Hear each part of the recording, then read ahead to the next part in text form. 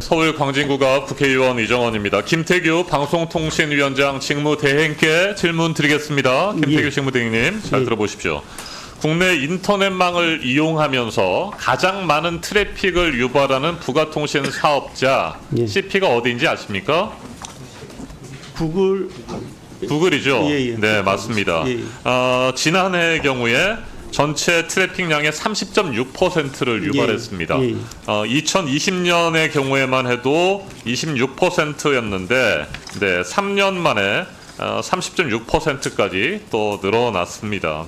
넷플릭스가 6.9%인데 2위입니다. 꽤 많은 차이가 나죠.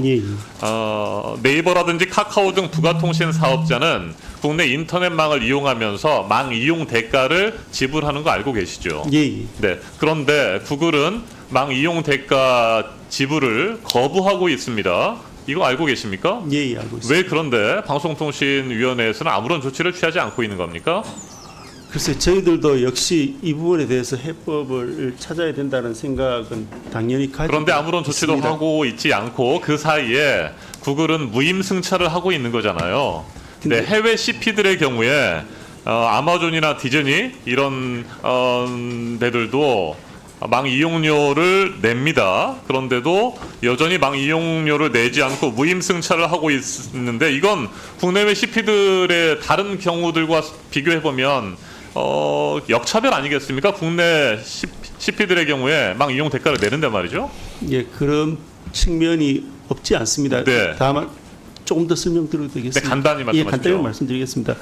유상성에 대해서는 어차피 법원에서도 그 부분을 판단을 했었고요. 그 부분에 대해서는 뭐 크게 이견이 없는 것 같습니다. 다만 이제 저희들 입장에서는 이게 사경제 주체 간의 문제이기 때문에 가능하면 자율적으로 원만하게 이 부분을 해결하는 것이 맞겠다는 생각이 있습니다. 적극적으로 망 이용 대가를 통신 사업자에게 지불하도록 방송통신위원회가 나서야 된다고 생각합니다. 수수방관해서는 안 되고요.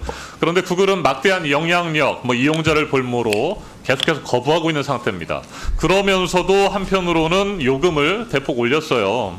유튜브 프리미엄 요금의 경우에 지난해 43%가 인상됐습니다.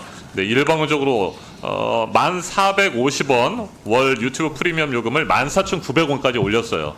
이렇게 요금은 올리고 그러면서 인터넷망 이용 대가에 대해서는 지불을 하지 않고 있는 그런 상황이어서 적극적인 조치가 필요하다는 말씀을 좀 드리도록 하겠습니다.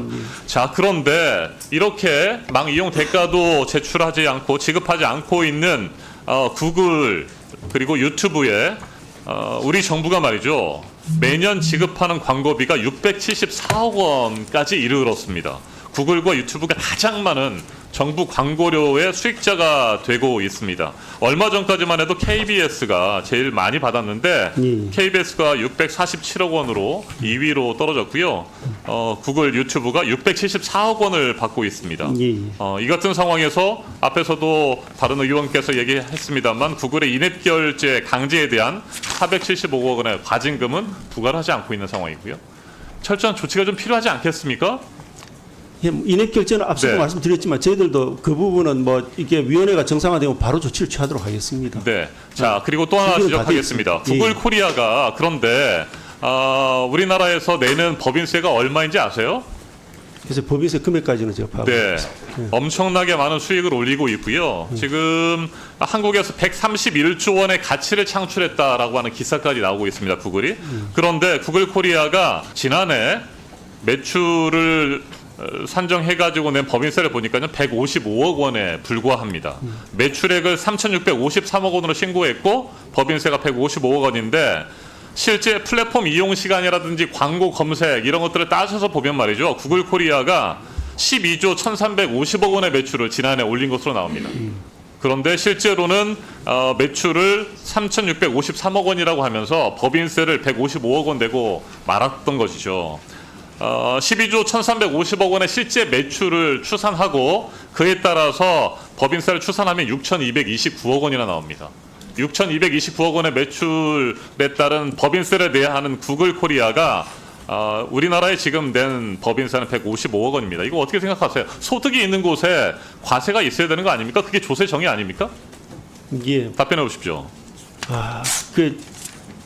글로벌 플랫폼들에 네. 대해서는 저희들이 국내 기업과의 어떤 차별이 현실적으로 발생하는 부분은 저희들도 인지는 하고 있습니다. 근데 이제 다만 예, 통상 문제도 걸려 있을 수 있고 경우에 따라서는요. 그리고 또 네. 국내 저희들이 국내 기업을 통제하는 만큼 어떤 국제 플랫폼들을 이렇게 통제할 수 있는 마땅한 수단이 없어서 제대로 안 되는 부분들도 사실 구글 코리아가 있었어요. 법인세를 적게 내는 이유들이 몇 가지 있는데 예. 제가 좀 말씀을 드려보도록 하겠습니다. 예. 국내 이용자의 매출이 해외 매출로 산정되거나 미국 본사로 이전되는 경우들이 많이 있습니다. 예. 그리고 주요 과세 근거 중에 하나인 고정사업장이 한국에 없다는 이유로 매출 신고 제대로 하지 않고 있습니다.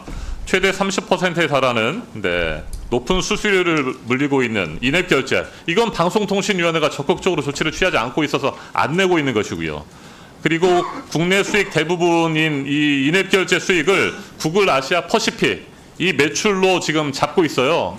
여기에 대한 조치를 제대로 하지 않으면 법인세 술술 그냥 다 새 나가버리는 상황입니다. 2020년 1월 국세청이 말이죠. 구글 코리아의 법인세 5천억 원을 부과했는데 이것도 구글 코리아가 행정소송을 진행하면서 불복한 상태에서 지금 시간을 끌고 있습니다.